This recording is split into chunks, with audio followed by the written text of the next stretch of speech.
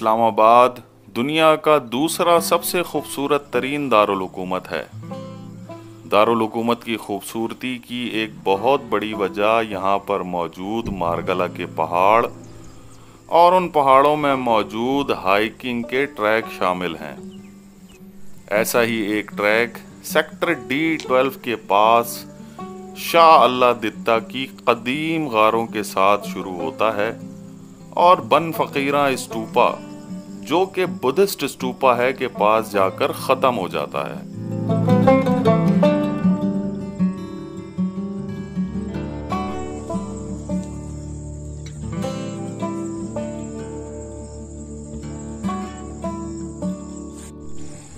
इस तरह का रास्ता है अनइवन, और अगर थोड़ा सा वेट ज्यादा हो मेरी तरह तो फिर जरा चढ़ाई मुश्किल हो जाती है।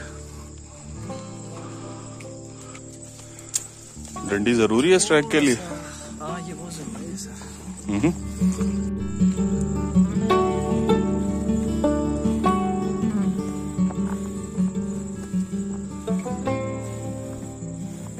इस तरह के शार्प कट हैं इस जगह पे, और मेरी तो राय यही है कि यहाँ पर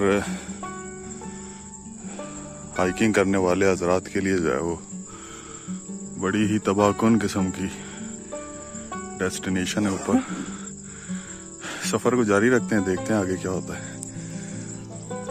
यहाँ पर जो भी आता है उसका सांस लाजमी फूलता है, क्योंकि इस तरह की सिचुएशन है, पथरीला रास्ता और फिर ये बड़े बड़े पत्थर, और इस जगह से ऊपर आना जो है वो जरा मुश्किल सा काम लगता है।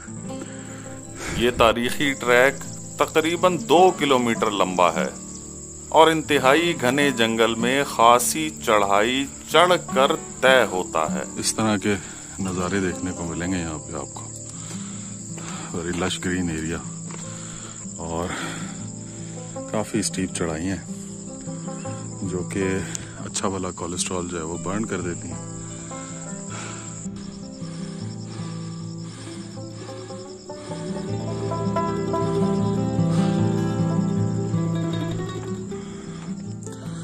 लकड़ी मेरे पास है, और जब भी हाइकिंग पर आए इस तरह की लकड़ी जो है वो अपने साथ लाजमी रख लें, क्योंकि इसके 2 फायदे हैं।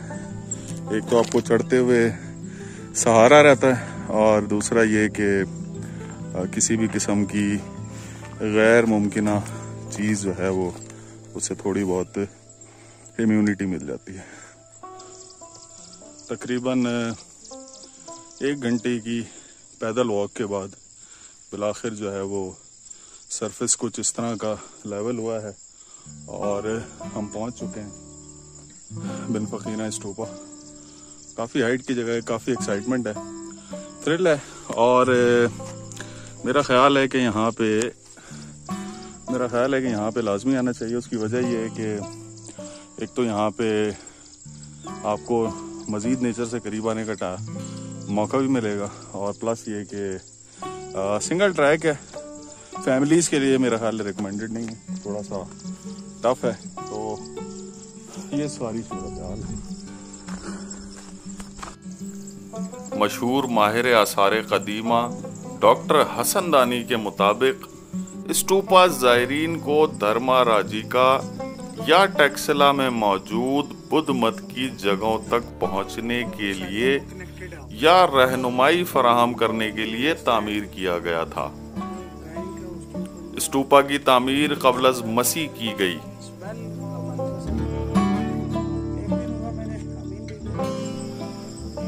स्टूपा देखने में सीढ़ियों जैसा लगता है और टेक्सला वादी से तकरीबन 2.5 किलोमीटर के फासले पर मौजूद इंतहाई ऊंची जगह तामीर किया गया था।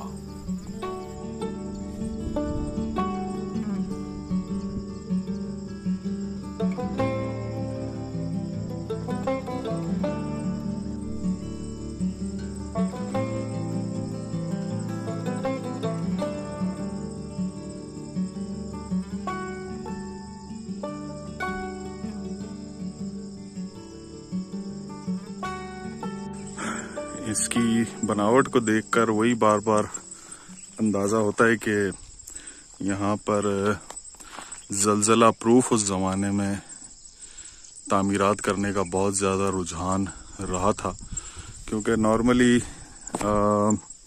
इस तरह की जो कंस्ट्रक्शन होती है वो आम तौर पे लोग अब तो नहीं करते, क्योंकि अब तो खैर टेक्नोलॉजी इस तरह चेंज हो गई हुई है। ये पत्थर के नीचे पत्थर और फिर ये मुख्तलिफ पत्थर एक दूसरे के साथ जो है वो एक ख़ास लेयर और लिक्विड के साथ जो है वो लगाए जाते थे उस ज़माने में, और जो कि काफ़ी मजबूत थे, और तभी आज तक ये काफ़ी कदरे बेहतर हालत में। हालांकि इस दौरान बेतहाशा ज़लज़ले भी आए और बेतहाशा चीज़ें भी चेंज हुई, लेकिन उसके बावजूद जो है वो काफ़ी कुछ इस जगह का बिगड़ा नहीं है जिस तरह। और उसकी एक मेन वजह ये भी है कि ये आम लोगों की पहुंच में उस तरह नहीं है जिस तरह होना चाहिए, तभी ये अब तक बच गया। और सफाई का भी यहाँ पे खासा जो है वो इंतज़ाम है। एक साइड जो है वो इस स्तूपे की खासी डैमेज है, जो कि समझ नहीं आया क्या बारिश या किस वजह से, लेकिन गिर गई है। लेकिन देखा जाए तो अभी भी काफ़ी कुछ बाकी है, और बहरहाल सीडीए काम तो इस पे कर रहा है। स्तूपा से तकरीबन 200 मीटर दूर एक अदद कदीम मस्जिद मौजूद है, जिसकी उम्र का कोई अंदाज़ा नहीं, अलबत्ता इसे महमूद गजनवी के दौर से मंसूब किया जाता है। ये थी जनाब हमारे बिन फकीरा स्तूपा और जो कदीमी मस्जिद और तालाब है उसकी जर्नी, जो शुरू हुई D12 से, शाह अल्लाह केव्स के पास से। वहाँ हमने अपनी गाड़ी खड़ी की और चारों दोस्त जो है वो बहुत सख्त किस्म की हाइकिंग करते हुए सबसे पहले पहुंचे बिन फकीरा स्तूपा, और उसके बाद फिर बिन फकीरा कदीमी मस्जिद, और इससे आगे भी फिर मकामी मिल गए थे, उनसे अच्छी खासी गपशप हुई और कह रहे थे कि जी आगे हम आपको लेके जाते हैं और स्तूपा के सामने से जो है वो टेक्सला का नज़ारा कराते हैं। लेकिन टाइम की बहुत शॉर्टेज है। मेरा मशवरा ये है कि यहाँ पर अगर आप आएँ तो असर से पहले पहले वापसी कर लें, क्योंकि बहरहाल ये जंगल है और यहाँ पे सुनने में यही है कि कुछ लेपर्ड्स और इस तरह की भी चीज़ें हैं। तो अव्वल तो अकेले ना आए, 3, 4, 5 अफराद साथ लेकर आएँ, और जब आए तो अपने साथ कोई लकड़ी वगैरह लाजमी या हाइकिंग स्टिक हो तो वो लाजमी रखें, क्योंकि ये बहुत ज़रूरी है। तो it's a really fun, thrilled, excitement. पसीना मेरा बहुत निकला है, और देखें लोगों का इखलाक कितना अच्छा होता है। ये हमारे, हालांकि इनसे हमारा कोई लेना देना नहीं है, ये बेचारे कदीम इधर मकामी लोग हैं और वो हमारे लिए यहाँ पे चाय बना करके लेकर आए हैं। तो ये सबसे पॉजिटिव बात है, इन्होंने हमें इज्जत भी दी, और यही सारी चीज़ें होती हैं। बाकी तो सब कुछ इधर ही रह जाना है। हालांकि हम इनको जानते नहीं, हमें जानते नहीं, लेकिन इन्होंने हमें जो है वो चाय भी पिलाई, पानी भी पिलाया, और साथ में हमें वजू के लिए भी पानी दिया, इधर मस्जिद भी, नमाज भी अदा की, और यही सारी की सारी चीज़ें। बहरहाल अगर मेरी वीडियो पसंद आई हो तो लाइक करें, चैनल को सब्सक्राइब करें, मुझे दुआओं में याद रखें। बड़ी मेहरबानी, बहुत शुक्रिया। अपना और गिरदो नवा के लोगों का ढेर सारा ख्याल रखें। अल्लाह हाफ़िज़। सर ये बहुत अच्छी जगह है, और वारिस साहब का मैं बहुत शुक्रिया अदा करना चाहूँगा जिन्होंने इस जंगल के अंदर हमारे लिए इतनी बेहतरीन चाय बना के दिया। वारिस भाई लव यू यार, थैंक यू वेरी मच। और आपका ये जो चाय का कप है ना, ये याद रखेंगे। नहीं यार, हम तो मकसद कहने का ये है कि जिंदगी खाना है और खाना जिंदगी है। जी ठीक कह रहे हैं आप।